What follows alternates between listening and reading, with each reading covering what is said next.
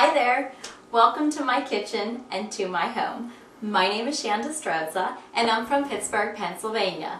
Now today I'm going to be making for you a dessert using Philadelphia cream cheese. And the dessert that I chose to make for you today is tiramisu. So let's go ahead and get started.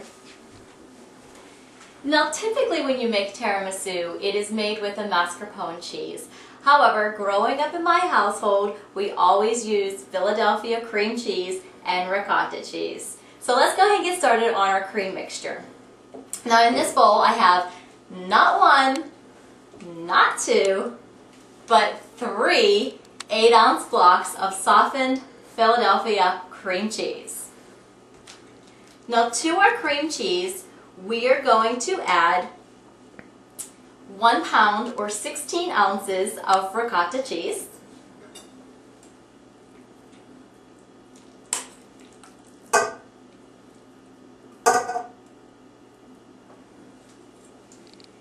And then we're going to add 1.5 cups of powdered sugar. Okay, let's get that all in there. Okay, now one last ingredient before we go ahead and get this mixed together is 1 teaspoon of vanilla extract. Oh, well, a little bit more, that's okay. Alright, so we have our cream cheese, our ricotta cheese, our powdered sugar, and our vanilla extract. Now we're going to go ahead and combine all of these ingredients together until they're nice and light and fluffy. Okay, so I have my cream cheese and ricotta cheese mixture all blended together, and I beat this at a medium speed for about 2 to 3 minutes, just until everything is nice and blended together and light and fluffy. Now to this mixture, I am going to add 1 pint of heavy cream, which I have already whipped ahead of time. Now I find that the cream whips much faster if you chill your bowl ahead of time. It just seems to come together much quicker. So we're just going to put this into our bowl, and then we're going to fold this cream into our cream cheese mixture. So let's just go ahead and you just want to fold it just like this. Okay, so I'm just finishing folding in our heavy cream, or whipped heavy cream, into our cream cheese mixture. And now we're going to go ahead and get started on the next process of our tiramisu, which is the layering. Now when my mom makes her tiramisu, she makes a homemade sponge cake. So her tiramisu is round and it looks like a cake. I choose to use the lady fingers. I just find them easier to use, and it gives it more of that traditional look that people are used to when they see tiramisu. So in my dish here, I have 7 ounces of Kahlua, or whatever your favorite coffee liqueur is, and to that I'm going to add 7 ounces of black coffee. Now this is the mixture that we are going to dip our lady fingers in. And we're going to dip these quickly on both sides. So just real quick down and on the other side. It's as easy as that. You don't want to leave your lady fingers soaking in this mixture. We all know what happens when you leave your cookie in the milk too long. Your cookie falls to the bottom of the dish, so we don't want our lady fingers to be soggy. Just by dipping them in real quick, once we refrigerate our lady fingers, once we get our cream on top, everything is going to become nice and sponge-like, and it's all going to come together. So just a real quick dunk. So we have our first layer of lady fingers that have been soaked in our coffee and Kahlua mixture. Now we're going to go ahead and add half of our cream cheese mixture right on top of our lady fingers.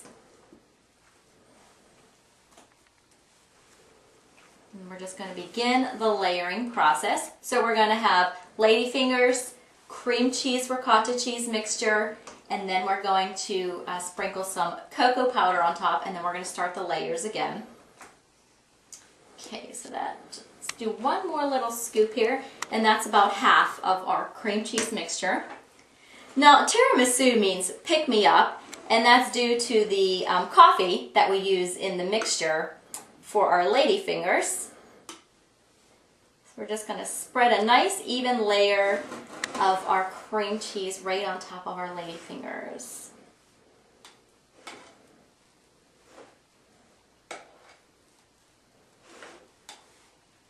When my girlfriends and I go out to eat, if we go to an Italian restaurant, they always want to order tiramisu at the end of the meal. And for me, nobody's tiramisu recipe is better than this one right here. So I opt to just get a cappuccino and then I come home and eat my tiramisu. Okay, so we have a nice even layer of our cream mixture. Now comes my favorite part, the chocolate. Now I love to put a lot of chocolate on my tiramisu. Okay, so we're just putting the finishing touches on our tiramisu with our last layer of our chocolate cocoa powder.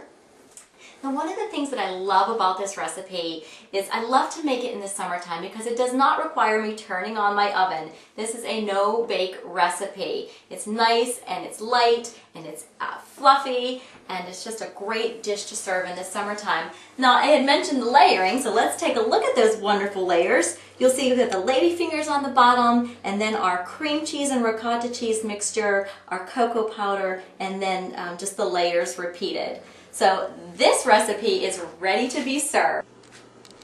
Okay, so we have our tiramisu plated and it's ready to be eaten. But first I want to show you a couple of different ways that you can serve your tiramisu. One way that you can serve it is in individual trifle bowls. The nice thing about this is you can plate this ahead of time and then just pull out your bowls for your guests. Or you can go ahead and serve it just cutting it into a square and go ahead and putting it on your plate. Now with both of these ways, I topped off the dish with some chocolate covered coffee beans so that our guests know that there's chocolate and coffee inside our dish. Now if you want to turn this dish into a really fun adult dessert, why not add a shot of your favorite coffee liqueur?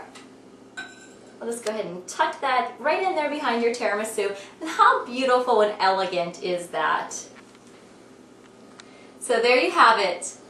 Tiramisu made with Philadelphia cream cheese. So here's to happy endings.